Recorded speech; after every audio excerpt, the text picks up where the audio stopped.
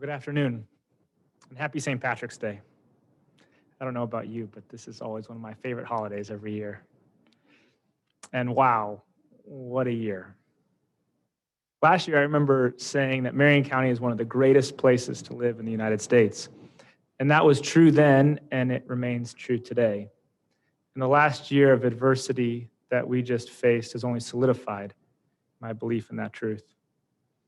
Marion County is great not because of its government, though we have many wonderful public servants, and not because of its businesses, though we have many honorable ones.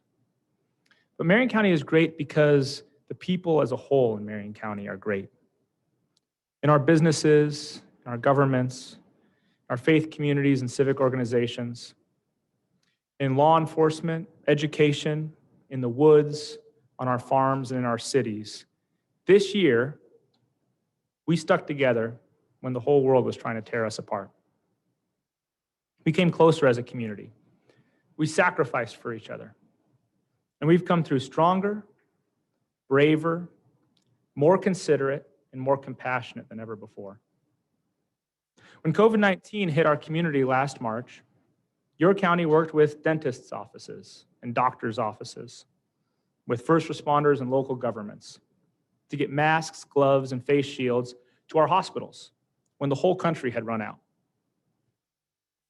Citizens lined up for miles to make homemade kits of masks so that our healthcare workers would have the equipment they needed to stay open and to keep us safe. Your county government, that serves as the local public health authority, delivered over 1 million units of personal protective equipment to our hospitals. From the beginning, our decision-making was driven by the data. And our Health and Human Services Department led the state in transparency when it came to COVID data in this crisis. We were the first public health authority in the state to release COVID data by zip code. Additionally, we worked with our schools, hospitals, and EMS crews and delivered more vaccines faster than just about any other county in the months of December and January. And a special thanks goes to Salem Hospital for setting up their mass vaccination clinic at the fairgrounds. We also need to thank Santiam Hospital for delivering vaccines to so many of our residents who live in rural areas. And I want to thank Woodburn Ambulance and Falk, who provided mobile clinics to people who couldn't travel, especially our seniors. So many people have benefited from this effort. And we've seen our COVID rate fall by more than 2/3. The latest numbers I saw showed that our 2-week positivity rate was only 3.4%, which is the lowest it's been since the beginning of the pandemic. Because of our community's vaccination efforts and because they were so effective, our kids in Marion County have been able to go back to in-person school months before many other counties' districts are planning to go back. The Salem-Keizer School District was the first large district in the state to bring kids back for in-person education, and some of our smaller districts started even earlier. During this past year, we stood up for our small businesses when the state was treating them unfairly. We pushed back when large national retailers were allowed to stay open under the COVID restrictions. But our local hair salons, restaurants, shops, and small local retailers were forced to close. Because of our advocacy, small businesses in Marion County were allowed to open 3 months earlier than their contemporaries in Portland. We also spent our entire economic development budget to keep those small local businesses afloat with emergency grants. This meant that by September, 3,000 of our residents in Marion County were employed who wouldn't have been if we had followed Portland's lead.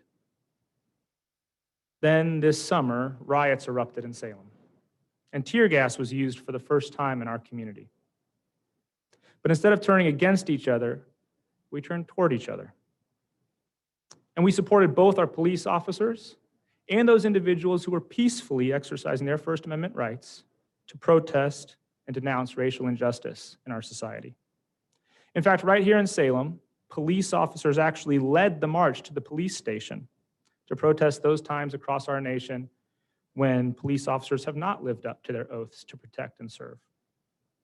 But our sheriff's office, our district attorney, and our local police officers also held individuals accountable when they committed crimes against our fellow citizens. Thus, in contrast to other communities that saw months of violence, here we had peace. Then, on Labor Day, a wildfire pour through our beloved Santiam Canyon. In the midst of this fire, our radio towers burned, and our ability to communicate with our citizens was impaired.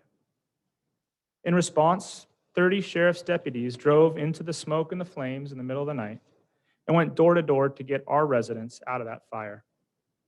And when over 1,000 of our citizens were evacuated at 2 and 3 o'clock in the morning, Jan Fritz, our chief administrative officer, called the executive director of the Oregon State Fairgrounds and opened an emergency shelter.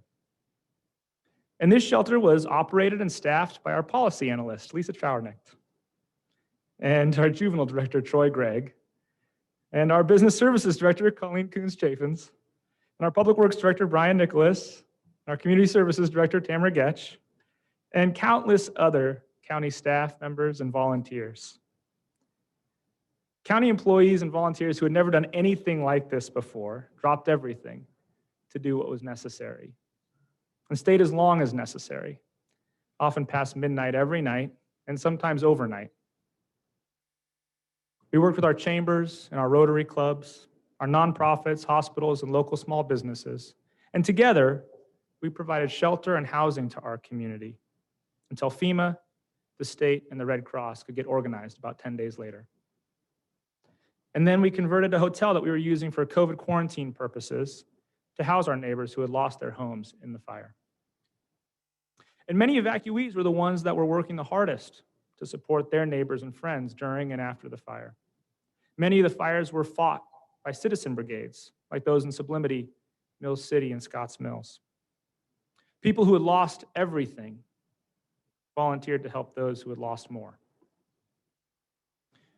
In particular, I want to take a minute and thank Santiam Hospital and the Santiam Canyon Wildfire Relief Effort, the United Way, Community Action, the Gates Community Church, and the State and Sublimity Knights of Columbus, in addition to the countless nonprofits, churches, and small businesses that supported their efforts.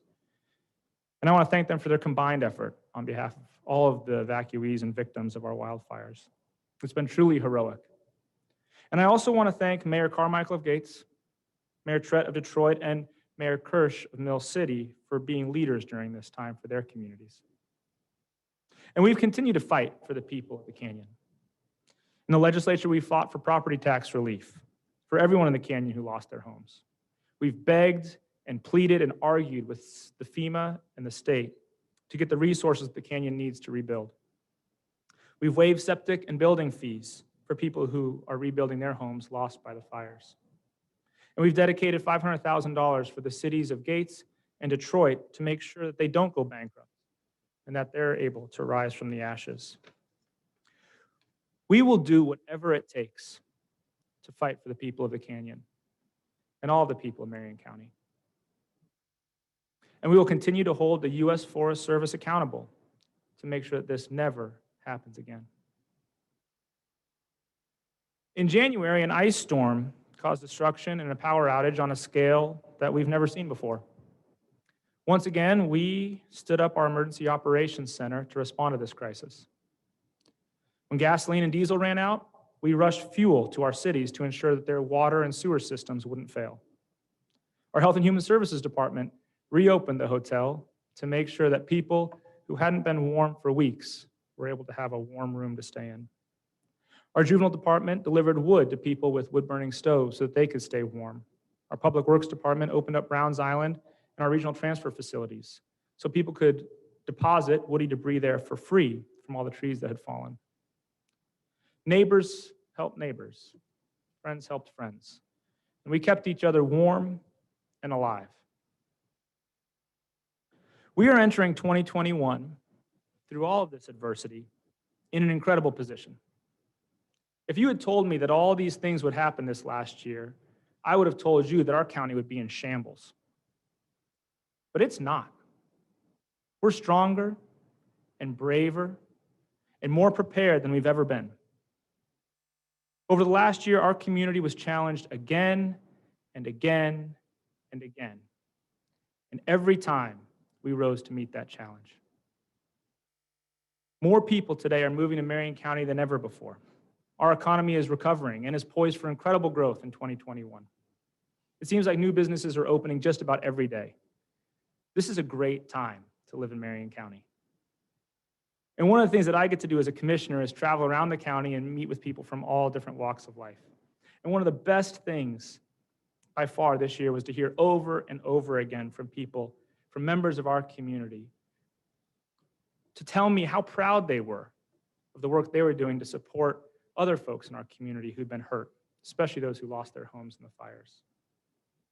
At the East Salem Rotary, they told me how they had purchased tools for a family whose husband and father had lost his tools in the fire, and he relied on those tools to support his family. In the Woodburn, at the chamber meeting, a young man told me how he was building a shed for a family who was living in an RV on their land where their home had burned down in the canyon so they could store all of their things as they prepared to rebuild. In Kaiser, South Salem, St. Paul, Mount Angel, Jervis, Jefferson, the people I met with didn't tell me about their wants or needs or desires. Although in a year of COVID, all of our communities have been hurt. No, instead, they told me what they had done to help their neighbors and friends in the canyon get back on their feet. That's what makes this community so incredible. As I look back on this past year, I realize I didn't know how good we had it. I didn't know how brave our sheriff's deputies were. I didn't know how selfless our county employees and volunteers were. I didn't know how generous our churches and hospitals and small businesses and civic clubs were. It took the hell that we went through to show me just how truly good the people of Marion County are. And it's helped me to recommit myself to the work of protecting and preserving this wonderful community as we grow into the future. One of the things that I've learned this past year is I don't know what the future has in store. And although we're going to plan and prepare every day, the challenges that we face in the future will be different than what we expect. And they may be scary. But I know now that I can depend on the people of Marion County to see us through. You can depend on the people of Marion County to see us through. You can depend on our sheriff's deputies and our police officers. You can depend on our road engineers. You can depend on our permanent staff and our planners. You can depend on our public health workers, our division directors. And you can depend on the churches, the nonprofits, small businesses in our community. Because when it got real, they showed up. They showed up for you. They showed up for me. And they showed up for our community. So I don't know what's around the corner, but I know that we can face it, united and unafraid.